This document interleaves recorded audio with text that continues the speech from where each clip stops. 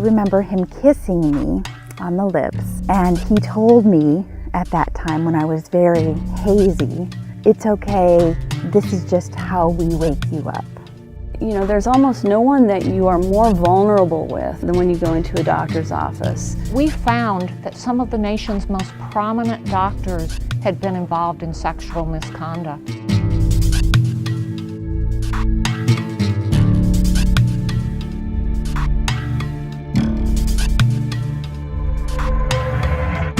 There were more people who are at least partially culpable for what happened to me because there were allegations. There was one in writing from early 2008.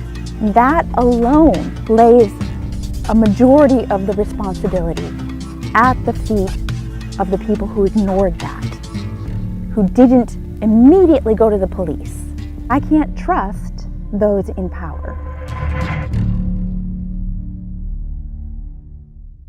A couple years ago, investigative reporter Danny Robbins had been scrutinizing actions by the Georgia Medical Board. In the course of doing that reporting, I noticed there were 2 out of every 3 physicians in Georgia who had some sort of sanctioning from the medical board for sexual misconduct with patients, either kept their license or got it back.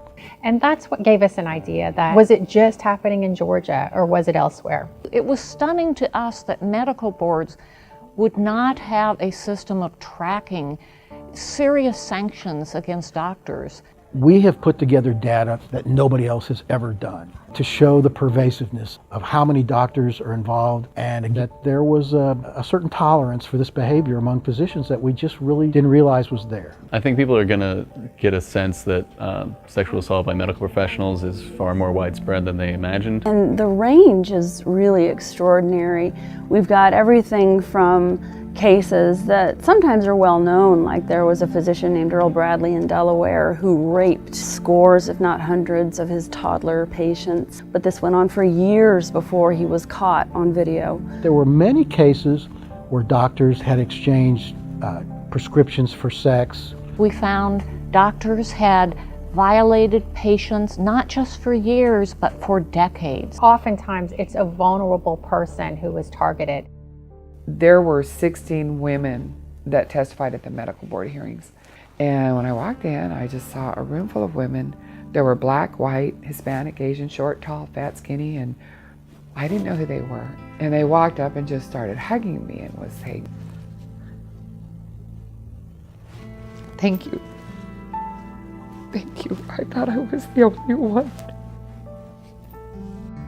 As we've been working on this story, we've often been reminded of the scandal in the Catholic Church involving priests.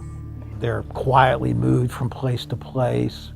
A lot isn't known. First, there's the betrayal by the actual predator himself. Then there's the betrayal by the colleagues and supervisors who, at best, they ignore the wrongdoing. And at worst, they actively try to conceal the wrongdoing.